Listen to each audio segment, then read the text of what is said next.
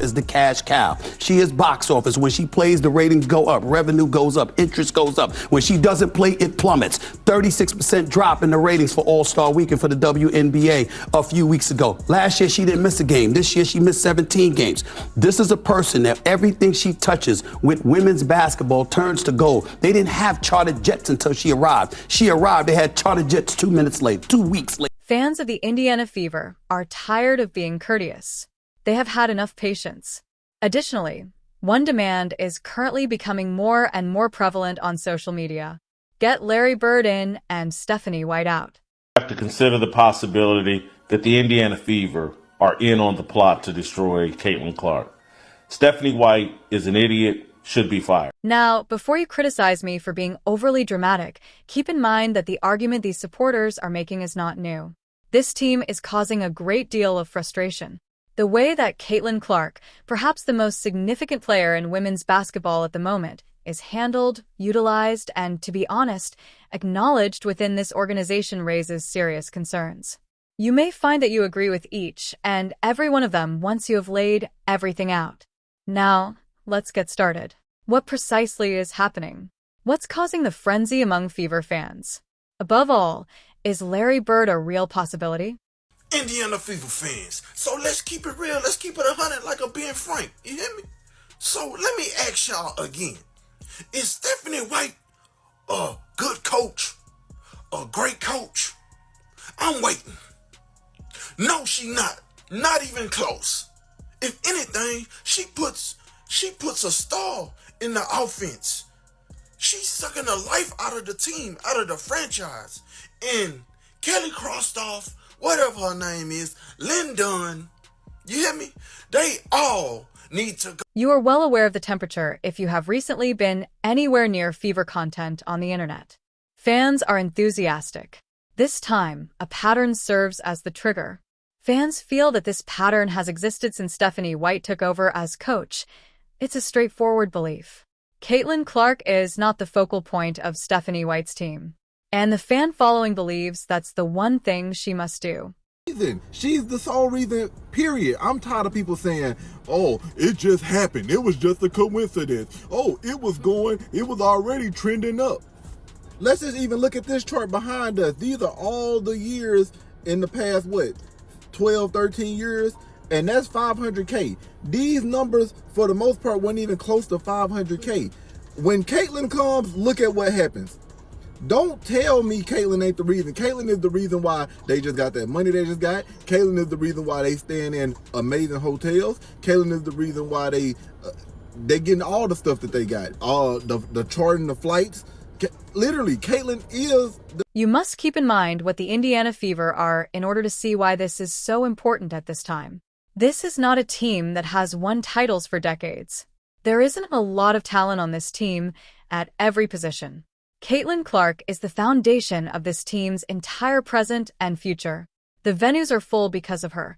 The TV ratings appear the way they do because of her. She is the reason the Fever are even being discussed as a possible contender. Fans are aware of that. The league is aware of this. And they want to know if Stephanie White is aware of that.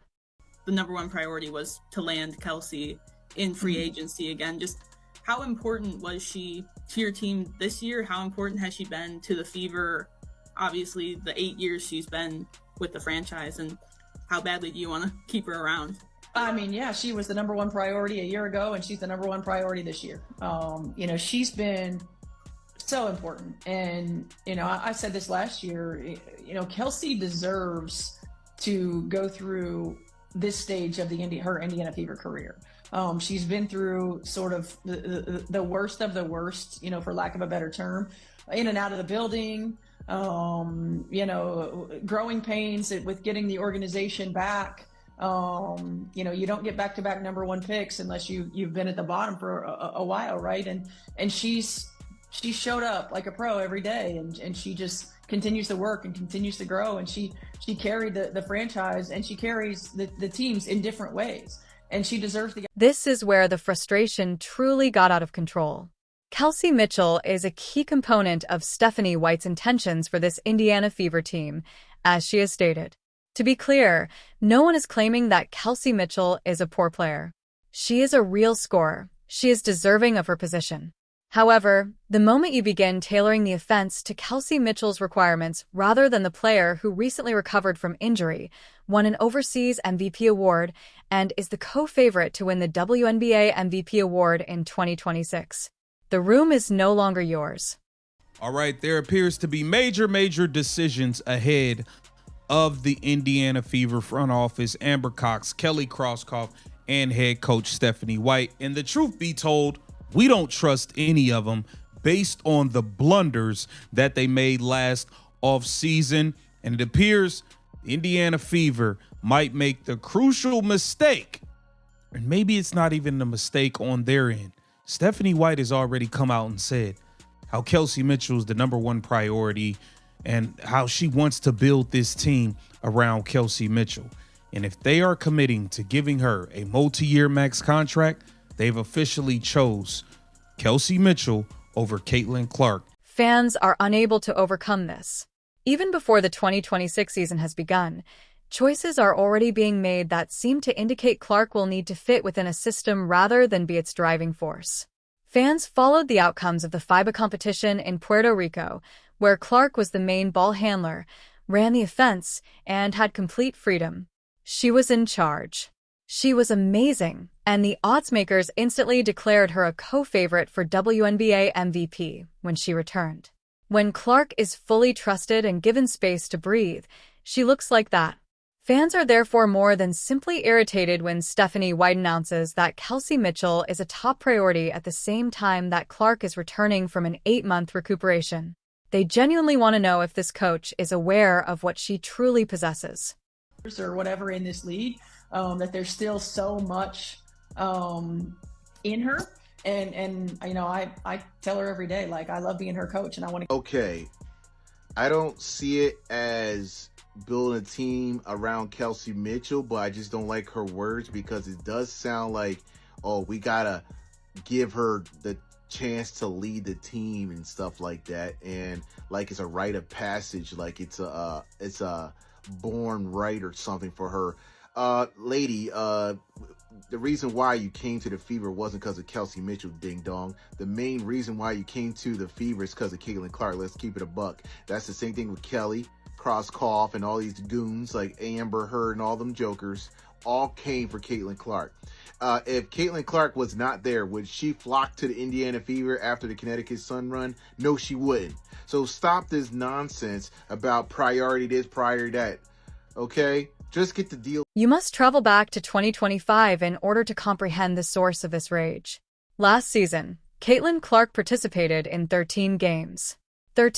She averaged 16.5 points, 8.8 assists, and 5.0 rebounds in those 13 games.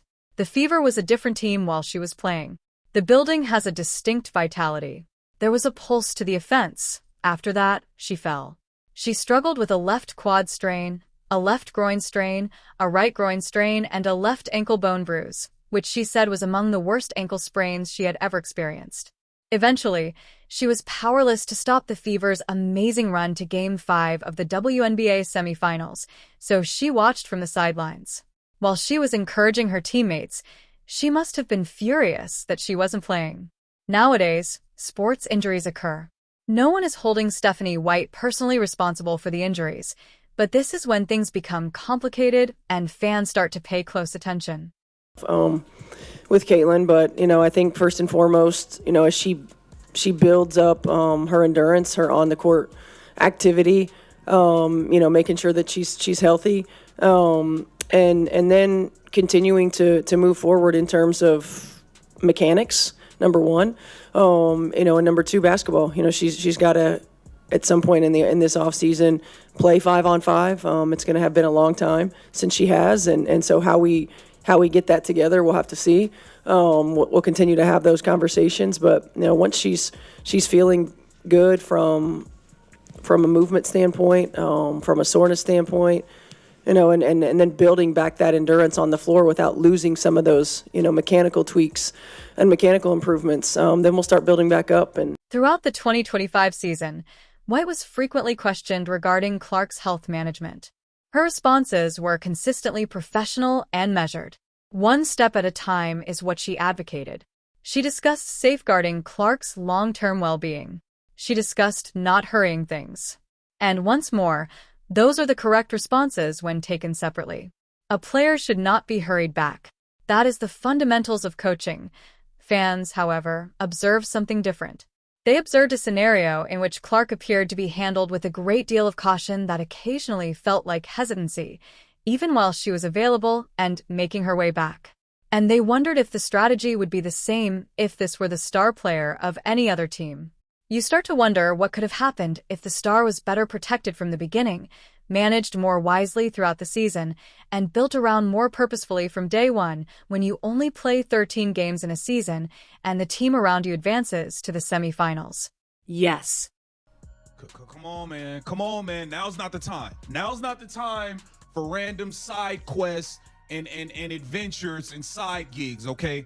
We need everybody all in, 100% focused on the task at hand. We need everybody paying attention to details, being detail-oriented, and getting it right. Stephanie White, we don't have time for these random side quests that you are now doing right before the season is about to start. It's already a lot of work to be done. There's a lot of catch-up to be done to build this team up around Caitlin Clark, to make the right decisions in this offseason, one starting with the critical Kelsey Mitchell decision, draft decisions, and you are running around doing side quests. Now is... While casual fans may have overlooked it, the ardent followers of Fever did not.